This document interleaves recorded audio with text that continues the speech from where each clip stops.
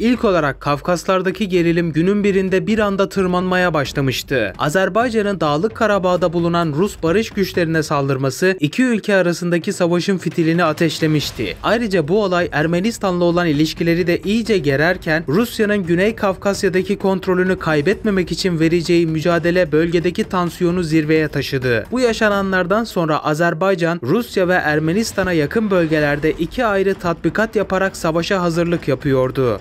Azerbaycan Silahlı Kuvvetleri Türkiye ve İsrail'den aldığı yeni nesil SİHA'lar, uzun menzilli roket sistemleri ve modern tanklarla donatılmıştı. Bu durum Rusya tarafından kendine bir tehdit olarak algılandı. Ayrıca Rusya bir açıklamada bulunarak Rus askerlerinin intikamı Azerbaycan'dan misliyle alınacaktır dedi. Ardından Rusya, Ermenistan ile olan savunma anlaşmasını gerekçe göstererek Dağlık Karabağ bölgesine daha fazla asker konuşlandırma hazırlıklarına girişti. Rusya buraya ekstra olarak 50.000 civarında profesyonel asker göndereceğini duyurdu. Ancak bu durum Azerbaycan için kabul edilemezdi. Ermenistan ise bu arada Rusya'nın bu hareketinden cesaret alarak sınırından Azerbaycan kuvvetlerine ateş açtı ve böylece küçük çaplı bir çatışma hızla büyümekteydi. Azerbaycan ordusu Ermeni güçlerinin saldırılarını püskürtmek için geniş çaplı bir operasyon başlattı ve ayrıca bir ordu çıkarttı bu sınırlara. Ancak Rusya bu durumu Azerbaycan'ın Ermenistan'a saldırısı olarak nitelendirerek direkt olarak askeri müdahalede bulunacağını açıkladı. Derken Rusya, Kafkasya'daki 58. orduyu alarm durumuna geçirdi ve Ermenistan'da bulunan 102. Rus üssünden zırhlı birlikleri sınıra yığmaya başladı. Aynı zamanda Hazar Denizi'nde bulunan Rus donanması, Azerbaycan'ın liman kentlerine yönelik tehditkar manevralar gerçekleştirip vuracağı yerleri hesaplıyordu. Ruslar Azerbaycan'a sert bir ultimatom vermişti ve ülkeni bize bırakıp teslim ol şeklinde bir tehditte bulundu. Bunun üzerine Azerbaycan Türkiye ile yakın temas kurarak acil destek talep etti. Böylece Türkiye Azerbaycan'a tam destek vereceğini belirterek Kafkasya'daki dengelerin değişeceğinin sinyallerini veriyordu. Aynı zamanda Batı ülkeleri de Rusya'nın olası işgaline karşı diplomatik baskı uygulamaya başladı. Ancak diplomatik girişimler başarısız oldu ve çok geçmeyecekti ki Rus ordusu savaşın ilk saatlerinde Azerbaycan topraklarına doğru ilerleyip Zagatala isimli bölgeyi ele geçirdi. Yani savaş artık resmen başlamıştı. Ardından Rusya, Hazar Denizi'ndeki stratejik avantajını kullanarak Azerbaycan'ın enerji altyapısına darbe vurmayı hedefliyordu. Rus donanmasına bağlı Kaspisk filosu Bakü açıklarına yaklaşarak denizden abluka uygulamaya başladı. Bu abluka Azerbaycan'ın dünyaya petrol ve doğalgaz ihracatını kesmeye yönelik büyük bir hamleydi. Azerbaycan donanması ise elindeki sınırlı sayıdaki savaş gemileriyle Rus filosunu püskürtmeye çalışıyordu. Bu sırada Türkiye'nin deniz kuvvetlerinden gelen gizli destek sayesinde Azerbaycan, Rus gemilerine karşı insansız deniz araçları ve kıyıdan atılan anti-gemi füzeleriyle ilk büyük karşı saldırısını gerçekleştirdi. Bakü ve Sumgayit limanlarından ateşlenen Türk yapımı atmaca füzeleri Rus savaş gemisi olan Admiral Essen'e ağır hasar verdi. Bu gelişme Azerbaycan'a moral kazandırsa da Rus donanması ağır bombardımanlarla karşılık vermeye başladı. Rus Kalibr seyir füzeleri Bakü ve Gence'deki askeri üsleri hedef alarak ateşlediği sırada Azerbaycan Hava Kuvvetleri İsrail yapımı Barak 8 hava savunma sistemleriyle bazı füzeleri etkisiz hale getirse de saldırılar altyapıya büyük zarar verdi. Ardından Rusya, Ermenistan üzerinden Azerbaycan topraklarına büyük çaplı bir kara saldırısı başlattı. Askeri Rus birlikleri Azerbaycan sınırını geçerek Kelbecer ve Laçin bölgelerine doğru ilerlemeye başladı. Bu ilerleyişin temel amacı Nahçıvan ile Azerbaycan arasındaki bağlantıyı tamamen keserek Bakü'yü izole etmekti. Azerbaycan ordusu bu saldırıya karşılık vermek için tam ölçekli bir savunma hattı oluşturdu. Türkiye'nin özel kuvvetleri de Azerbaycan birliklerine online olarak taktik vermeye başladı. Aynı zamanda Türkiye, Azerbaycan'a az bir para karşılığında 100 civarında silahlı insansız hava aracı sattı. Ardından Azerbaycan bu SİHA'larla Kelbeşer ve Laçin bölgelerindeki Rus konvoylarını hedef alarak vuruyordu ve böylece onların ilerleyişini yavaşlattı. Ancak Rusya'nın Su-35 ve Su-57 savaş uçakları Azerbaycan'ın hava sahasında etkili operasyonlar yaparak Azerbaycan'ın birliklerine ağır kayıplar verdirmeyi başardı. Rusya hava üstünlüğünü ele geçirmek için Azerbaycan'ın hava üslerini sistematik bir şekilde bombalamaya başladı. MiG-31 ve Su-34 bombardıman uçakları Füzuli, Gence ve Bakü'deki havaalanlarını hedef alarak Azerbaycan'ın hava gücünü felç etmeye çalışmaktaydı. Buna karşılık Azerbaycan ise İsrail'den tedarik ettiği Gabriel ve Haro füzeleriyle Rusya'nın Hazar Denizi'nde bulundurduğu gemili radar sistemlerine saldırarak Rus uçaklarının geçici süreliğine kör olmasını sağladı. Fakat Rusya'nın hava saldırıları dünya çapında büyük yankı uyandırmıştı. ABD ve Avrupa Birliği Rusya'ya sert ekonomik yaptırımlar uygulamaya başladı. Örneğin SWIFT para sisteminden çıkartılması ve doğalgaz ve petrol ihracatına ambargo Rusya'yı ekonomik olarak sıkıştırıyordu. Ancak Rusya'dan bir açıklama geldi ve bu konu hakkında diyordu ki Avrupa bize doğalgaz ambargosu uygularsa kendileri bilir. Soğuktan donun o zaman. Biz ticaretimizi Çin ile de yaparız şeklinde açıklama yaptı. Ardından Rusya Çin ile olan ticari ilişkilerini arttırarak Batı'nın yaptırımlarını dengelemeye çalışıyordu. Türkiye ise kardeş ülkesi Azerbaycan'ın düştüğü bu duruma üzülüyordu ve elinden gelen her şeyi yapacağını söyledi. Türk Hava Kuvvetleri'ne ait F-16'lar ve F-4 uçakları Azerbaycan hava sahasında devreye gezmeye başladı. İran ise tarafsız bir tutum sergilese de Rusya'nın Azerbaycan'a saldırısını kendi sınırlarına yakın bir tehdit olarak algılamaya başladı. İran, Azerbaycan ile ekonomik işbirliğini sürdürmek adına Bakü'ye dolaylı yoldan lojistik destek vermeye başladı. Yani Azerbaycan'ın savaş süresince diğer ülkelerle işbirliği yapabilmesine olanak tanıdı. Bunun üzerine Pakistan, Azerbaycan'a askeri danışmanlar göndererek teknik ve stratejik destek sundu. Bu arada Rusya, Kafkasya sınırında yeni radar üsleri inşa etti ve tekrardan uçaklarını kaldırıp Azerbaycan'ı bombalamaya başladı. Fakat havada devreye gezen Türkiye'nin uçakları Rus savaş uçaklarıyla karşı karşıya geldi ve burada hava savaşı başladı. Derken olaylar hızla büyük çaplı bir bölgesel savaşa dönüşmeye başlamıştı. Azerbaycan, Rus işgaline direnmek için tüm rezerv güçlerini harekete geçirdi ve şehir savaşı stratejisine geçti. Ruslar Türkiye ve Azerbaycan'ın hava gücünü oyaladığı için bunu fırsat bilip Kelbeşer ve Laçin bölgelerindeki işgalini hızlandırdı ve büyük bir bölümünü ele geçirdi. Azerbaycan ise direnişte kararlılık mesajı verdi ve ardından Azerbaycan askerleri normal bir vatandaş kılığına girerek şehir savaşlarına hazırlandı ve Kelbeşer ile Laçin bölgelerinde Rus işgal güçlerine pusu kurup iyi ve stratejik saldırılar yaptı. Bu durum Rusya'nın daha fazla ilerlemesini engelledi ve mevcut olarak çatışmalar burada sıkışıp kaldı. Bu arada Azerbaycan tekrardan SİHA'larını sahaya sürdü ve bu iki şehirdeki Rus askerlerini vuruyordu. Ancak Rusya'nın Krasuka 4 isimli elektronik harp sistemleri bu SİHA'ları etkisiz hale getirmeye başlıyordu. Rusya bu iki bölgeye çok sayıda askeri helikopter getirdi. Fakat Türkiye'nin sağladığı Manpad sistemleriyle yani taşınabilir hava savunma sistemleriyle Rus helikopterleri düşürülmeye başlanmıştı. Bu sırada Azerbaycan'ın siber güvenlik ekipleri Rus ordusunun yeni kurduğu radar istasyonlarını anlık olarak devre dışı bıraktı. Ancak Rusya'nın elektronik harp kabiliyeti üstün olduğu için bu saldırılar uzun vadeli bir etki yaratamadı ve yeniden aktif hale geldiler. Bunun üzerine Bakü yönetimi Türkiye ve Pakistan'dan daha fazla destek talep ettiği sırada Rusya Bakü'ye daha büyük bir baskı uygulamak için deniz kuvvetlerini tekrardan harekete geçirdi ve Bakü kıyıları Rus gemileri tarafından donatılarak kapatılmıştı. Hazar Denizi savaşın en önemli cephelerinden biri haline geldi. Rusya, Hazar filosunu kullanarak Azerbaycan'ın petrol altyapısını yok etmeye çalışacaktı. Bu yüzden petrol tesisleri olası saldırılar karşısında kırmızı alarma geçtiler. Derken Rusya, Bakü açıklarına kadar sızarak limanları ve enerji tesislerini torpidolarla hedef almaya başladı. Azerbaycan donanması sınırlı deniz gücüne sahip olduğu için bu saldırıları önlemede zorlanıyordu. Bu noktada Türkiye devreye girerek Aras Nehri'ni kullanıp Hazar Denizi'ne daha fazla insansız deniz araçları gönderdi. Türk yapımı Marlin isimli deniz araçları Rus savaş gemilerine saldırarak ilk kez büyük bir deniz savaşına sahne oldu. Bunun sonucunda Rus Astrakhan ve Volgodons korvetleri bu saldırılardan ağır hasar aldılar. Aynı zamanda Azerbaycan kıyılardan atılan Atmaca ve Harpon füzeleriyle Rus gemilerine saldırıyordu. Bu yüzden ilk kez bir Rus savaş gemisi Azerbaycan tarafından batırıldı. Bu olay dünya basınında büyük yankı uyandırdı ve savaşın ciddiyetini arttırdı. Rusya, Azerbaycan'ın direnişinin beklenenden çok daha güçlü olduğunu görünce orta menzilli hipersonik füzelerini kullanma kararı aldı. Ardından Rusya, Hazar Denizi kıyısındaki füzelerini Azerbaycan'ın başkenti Bakü ve kritik şehirlerine fırlattı. Gence, Sumgayit, Fuzuli ve Şuşa Rus bombardımanının hedefi oldu. Azerbaycan ise İsrail ve Türkiye'den aldığı hava savunma sistemleri Barak 8 ve Hisar 0'ı kullansa da Rus Hava Kuvvetleri hipersonik Kinzhal füzelerini kullandığı için hava savunma sistemlerini aşmayı başarmıştı. Bunun sonucunda Bakü'de ve çeşitli şehirlerde enerji hatları ve askeri üsler zarar gördü. Bu saldırılara karşılık olarak ise Azerbaycan, İsrail yapımı kamikaze dronlar Harop ve Dragon ile Rusya'nın inşa ettiği radar tesislerini hedef almaya başladı. Bu saldırılar Rusya'nın Azerbaycan üzerindeki hava üstünlüğünü kırmaya yönelik bir hamleydi. Bu arada Rusya'nın hipersonik füze saldırılarının ardından Türkiye, NATO ile Türkiye diplomatik görüşmelere başlayarak Azerbaycan'a doğrudan askeri destek verme kararını açıkladı. Türkiye daha önce Azerbaycan'a sadece uçak ve malzeme desteği sağlarken artık doğrudan ordusunu kullanabilecekti. Bu arada Türk F-16'ları ile Rus Su-35 uçakları arasındaki hava savaşında 2 Rus uçağı düşürüldü. Bu gelişme Rusya'nın Türkiye'ye karşı tutumunu daha da sertleştirdi. Moskova, Türkiye'nin doğrudan müdahalesine sert bir yanıt vermek için Ermenistan'daki askeri üslerinden yeni saldırılar başlattı ve savaş Türkiye'nin sınırlarına da sıçramış oldu. Aynı zamanda Rusya, Karadeniz filosunu harekete geçirerek Türkiye'nin Karadeniz'deki ticari gemilerini vurmaya başladı. Bu sırada ABD ve Avrupa Birliği Rusya'ya karşı ekonomik yaptırımları en üst seviyeye çıkardı. Rusya'nın Batı bloğu ile bütün ilişkileri kesildi. Ancak Çin devleti Rusya'nın en büyük destekçisi olarak devreye girdi ve Rusya'nın ekonomisini ayakta tutmaya çalıştı. Savaş artık Azerbaycan ve Rusya arasındaki bölgesel bir çatışma olmaktan çıkmış, küresel bir krize dönüşmeye başlamıştı. Türkiye'nin savaşa doğrudan müdahil olması NATO ile Rusya arasında büyük bir krize yol açtı. Rusya, Türkiye'yi savaşın tarafı olarak ilan etti ve daha agresif bir duruş sergileyecekti. Azerbaycan ise şehir savaşlarına odaklanarak Rus ilerleyişini durdurmaya çalışıyordu ve öyle de olmuştu. Rusya, Kelbeçer ve Laçin bölgelerindeki iç çatışmalar yüzünden ilerleyemez olmuştu ve burada oyalanıyordu. Azerbaycan, savaşın uzamasının Rusya'nın aleyhine olacağını biliyordu ve bu yüzden gerilla taktiklerine ağırlık veriyordu. Ancak Rusya, savaşın sonucunu hızlıca belirlemek için stratejik bir hamle yapmaya karar verdi. Moskova, aşırı güç kullanma kartını masaya koyarak Azerbaycan'ı tamamen teslim olmaya zorlamak için yeni nesil bir taktiksel füze saldırısı hazırlığına girişti. Ancak Batı dünyası Rusya'nın daha büyük bir hamle yapmasını engellemek için devreye girdiler. ABD Rusya'ya savaşın küresel bir çatışmaya dönüşme riskinin çok yüksek olduğunu ve Rusya'nın sınırlarını aşması durumunda daha sert askeri önlemler alacağını bildirdi. Bu noktada savaş kritik bir dönüm noktasına geldi. Sahadaki duruma bakarsak Rusya'nın büyük hava saldırıları ve kara işgal girişimleri sonucunda Azerbaycan ülkenin dört bir yanında güçlü bir savunma savaşı vermeye başladı. Azerbaycan ordusu özel kuvvet askerlerini kullanıp işgal edilen bölgenin dışından da ayrıca saldırılar başlattı. Kelbeçer ve Laçin bölgelerinde konuşlanan Rusya'nın 58. ordusu Azerbaycan direnişiyle büyük kayıplar vermeye başladı. Türk SİHA'ları ve kamikaze dronları Rus lojistik hatlarına ve ikmal merkezlerine saldırarak ilerlemelerini sekteye uğrattı. Özellikle Azerbaycan özel kuvvetlerinin düzenlediği gece baskınları Rus ordusunun moralini düşürdü ve bazı konvoyların geri çekilmesine yol açtı. Bu noktada Rusya, savaşın kontrolünü kaybetmemek için büyük bir hamle yapmaya karar verdi. Rusya, Azerbaycan'ın direncinin beklenenden güçlü olması ve Türkiye'nin doğrudan askeri müdahalesi karşısında savaşın uzamasından endişe duymaya başladı. Rusya, hızlı bir zafer kazanamamanın Rusya'nın küresel imajına büyük zarar vereceğini düşündü ve savaşın seyrini değiştirmek için nükleer tehdit kartını masaya koydu. Rusya, İskender-M taktik nükleer füzelerini Azerbaycan sınırına sevk etti ve Bakü yönetimine acil ateşkes çağrısı yaptı. Aksi takdirde ağır bedeller ödeyeceğini duyurdu. Fakat bu açıklama NATO ve ABD'yi alarma geçirdi. Amerika, Rusya'ya karşı sert bir uyarıda bulundu. Eğer Rusya taktiksel bile olsa nükleer bir saldırı düzenlerse Batı dünyası bu savaşa doğrudan müdahale edecektir, dedi. Bu açıklamanın ardından ABD, Türkiye'ye askeri destek sağlama planlarını hızlandırdı. Karadeniz'de NATO donanması konuşlandırıldı. Türkiye'ye bağlı ek birlikler ise Azerbaycan sınırına doğru hareket etmeye başladı. Batı'nın sert uyarısı üzerine Rusya, nükleer seçeneğini şimdilik askıya aldı. Ancak savaşın şiddetini arttırmaya karar verdi. Fakat bu arada Azerbaycan ordusu da boş durmuyordu. Azerbaycan, Rusların ilerleyişini durdurmakla kalmadı, ilk büyük karşı saldırısını da başlatmaya hazırlandı. Türkiye'nin sağladığı ek silahlar, mühimmat ve hava desteğiyle Azerbaycan birlikleri Kelbeçer ve Laçin hattında güçlü bir taarruz başlattı. Bu saldırıda öncelikli hedef Rusya'nın ele geçirdiği sınır hattındaki Rus birliklerini kuşatmaya çalışmaktı. İlk saldırılar Rus tanklarını hedef alıyordu. Ayrıca Türkiye'nin yapımı Bora füzeleri Rusya'nın işgal ettiği bölgelerdeki ikmal noktalarını vurdu. Bunun sonucunda Rusya'nın benzin gibi malzemelere erişimi kalmadığı için zırhlılarını hareket ettiremiyordu. Rus ordusu bu beklenmedik karşı taarruz karşısında zorlanmaya başladı ve bazı birliklerini geri çekmek zorunda kaldı. Bu arada Azerbaycan özel kuvvetleri de ileri atak göstererek bu yakıtsız tankları ve zırhlıları ele geçirip ganimet olarak ordusuna kattı. Bölgedeki en büyük Rus askeri gücü olan Laçin'deki tesis Azerbaycan saldırılarıyla ağır hasar aldı. Bu gelişmelerin ardından Rusya, Azerbaycan'ı İran'ı tamamen ezmek için büyük bir kara harekatına hazırlanma kararı aldı. Ancak bu savaşın artık Azerbaycan-Rusya çatışmasının ötesine geçmesine yol açtı. Savaşın uzaması ve Batı'nın Türkiye aracılığıyla Azerbaycan'a destek vermesi Çin ve İran'ın da harekete geçmesine yol açtı. Çin, Rusya'nın ekonomik olarak çökmesini engellemek için Moskova'ya büyük mali destek vermeye başladı. Çin ayrıca Batı'nın ambargolarına karşı Rusya'nın petrol ve doğal gazını satın alarak Rusya'nın savaş finansmanını sürdürmesine yardımcı oldu. Ayrıca Çin'in Rusya'ya askeri mühimmat sevkiyatı yaptığına dair iddialar da gündeme geldi. İran başlangıçta tarafsız bir pozisyonda kalsa da savaşın genişlemesinden endişe duyarak Azerbaycan'ı uyardı. İran, Bakü'ye savaşın sona erdirilmesi için baskı yapmaya çalıştı. Azerbaycan'ın Türkiye'nin desteğiyle direnişini sürdürmesi İran'ı rahatsız etti. Bu durum savaşın Orta Doğu'ya sıçrama ihtimalini gündeme getirmişti. Bu arada Rusya, Türkiye'ye ekonomik baskı uygulamak için doğal gaz akışını kesme kararı aldı. Bu ekonomik savaş küresel piyasalarda büyük dalgalanmalara neden oldu. Petrol fiyatları fırlarken savaşın uzaması ve tarafların ağır kayıplar vermesi nedeniyle uluslararası diplomatik girişimler hız kazandı. Birleşmiş Milletler, Rusya ve Azerbaycan arasında acil ateşkes çağrısı yaptı. Türkiye ve ABD, Azerbaycan'ın daha fazla kayıp vermemesi için diplomatik yolları zorlamaya başladı. Rusya ise savaşı bitirmek için belirli bölgelerin kendisine bırakılmasını talep etti. Ancak Azerbaycan bu teklifi reddetti. Fakat buna rağmen savaşın giderek daha büyük bir küresel çatışmaya dönüşmesi Batı ve Rusya'yı zorunlu bir barış sürecine sokmaya başladı. Ancak savaş henüz resmen sona ermiş değildi. Azerbaycan ve Rusya arasındaki askeri gerilim hala devam ediyordu ve taraflar nihai bir sonuç almadan geri çekilmeye yanaşmıyordu. Bu noktada savaşın nasıl sona ereceği, Batı'nın ve Türkiye'nin Rusya'ya karşı nasıl bir tavır sergileyeceğine bağlıydı. Rusya, Türkiye'nin doğrudan savaşın içine girmesi ve NATO'nun Karadeniz'deki hareketliliğini arttırması karşısında daha agresif bir tavır aldı. Rusya, NATO ve ABD'ye Türkiye üzerinden bize karşı askeri operasyon düzenlerseniz bunu NATO ile doğrudan bir savaş ilanı olarak görürüz şeklinde sert bir uyarı gönderdi. Fakat buna rağmen ABD, İngiltere ve Almanya Azerbaycan'a ve Türkiye'ye askeri mühimmat desteğini arttırdı ve NATO'nun Doğu kanadı olan Türkiye'de ek askeri tatbikatlar düzenlemeye başladı. NATO birlikleri Türkiye'nin Karadeniz kıyılarındaki bölgelere konuşlandırıldı. Bu durum Rusya'yı daha fazla tedirgin etti ve Ruslar Karadeniz'deki donanmasını tam savaş durumuna geçirdi. Bu arada Rusya, Azerbaycan'da savaşın uzaması nedeniyle alternatif savaş stratejileri geliştirmeye başladı. Rusya, Azerbaycan'ı daha fazla zorlamak ve Türkiye'yi savaşın dışına itmek için bölgedeki diğer unsurları harekete geçirdi. Rusya, Ermenistan'ı savaşa tam anlamıyla sokma kararı aldı. Ermenistan ordusu Rusya'nın talimatıyla Nahçıvan'a ve Azerbaycan'ın batısındaki bölgelere saldırılar düzenlemeye başladı. Ermenistan sınırından Nahçıvan'a yapılan bombardımanlar Türkiye'nin sert tepkisine neden oldu. Bu saldırılara karşılık olarak Türkiye ise Nahçıvan'a ek askeri birlikler gönderdi. Eğer Ermenistan Nahçıvan'a yönelik saldırılarını arttırırsa Türkiye'nin doğrudan savaşa gireceği sinyali verildi. Rusya ise Gürcistan'a da baskı yaparak Azerbaycan'a yönelik askeri sevkiyatları engellemeye çalıştı. Ancak Gürcistan'ın Rusya'ya olan güvensizliği nedeniyle bu plan başarısız oldu. Gürcistan, Türkiye ve Azerbaycan'ın askeri sevkiyatlarını desteklemeye devam etti. İran ise Türkiye ile doğrudan bir çatışmaya girmek istemiyordu. Hazar Denizi'nde ise Türkiye ve NATO'nun füze desteği sayesinde Azerbaycan 5 Rus savaş gemisini daha batırmayı başardı. Bu gelişme Rusya'nın Hazar'daki deniz üstünlüğünü kaybetmesine neden oldu ve Rusya Hazar filosunu geri çekmek zorunda kaldı. Azerbaycan, Rusya'nın hızlı zafer kazanma planlarını boşa çıkarmıştı ve savaşın uzun bir sürece yayılmasını sağlamıştı. Bu arada Azerbaycan birlikleri Rus işgalindeki bütün toprakları geri almayı başardı ve ayrıca Ermenistan'ın ana toprakları üzerinden de ilerleyişlere başladı. Türkiye'nin Nahçıvan'da askerinin bulunması sayesinde kısa sürede bu iki Azerbaycan toprağı birbirleriyle birleştirildi ve Ermenistan'ın güneyi tamamen Azerbaycan'ın hakimiyetine geçti. Rusya için artık savaş büyük bir sorun teşkil ediyordu. Nedenler arasında Batı'nın ekonomik yaptırımları Rus ekonomisini zora sokarken savaşın maliyeti Rusya için giderek sürdürülemez hale geliyordu. Azerbaycan'ın işgal edilen topraklarının büyük bir kısmını geri alması ve Rusya'nın askeri gücünün ağır kayıplar vermesi. Bu durum Rusya'nın savaşın bir an önce sona erdirilmesi için diplomatik girişimlere yönelmesine neden oldu. Rusya, Azerbaycan ile ateşkes görüşmelerine hazır olduğunu açıkladı. Çok geçmedeki bir barış antlaşması imzalandı. Bu anlaşmaya göre ise Rusya, ele geçirdiği tüm Azerbaycan topraklarından çekilmeyi kabul etti. Türkiye ve Azerbaycan, Karabağ ve Nahçıvan bağlantısını garanti altına altına aldı. Rusya bölgede herhangi bir askeri üs kurmaktan vazgeçti ve Ermenistan ile olan işbirliklerini iptal etmek zorunda kaldı. Batı ise Rusya'ya yönelik ekonomik yaptırımları kademeli olarak azaltmayı kabul etti. Bu savaş Rusya'nın bölgesel gücünün zayıflamasına, Azerbaycan'ın Türkiye'nin desteğiyle Kafkasya'da daha güçlü bir konum elde etmesine neden oldu. Ancak bölgedeki jeopolitik dengeler tamamen değişti ve Azerbaycan ile Rusya arasında soğuk savaş dönemi başladı.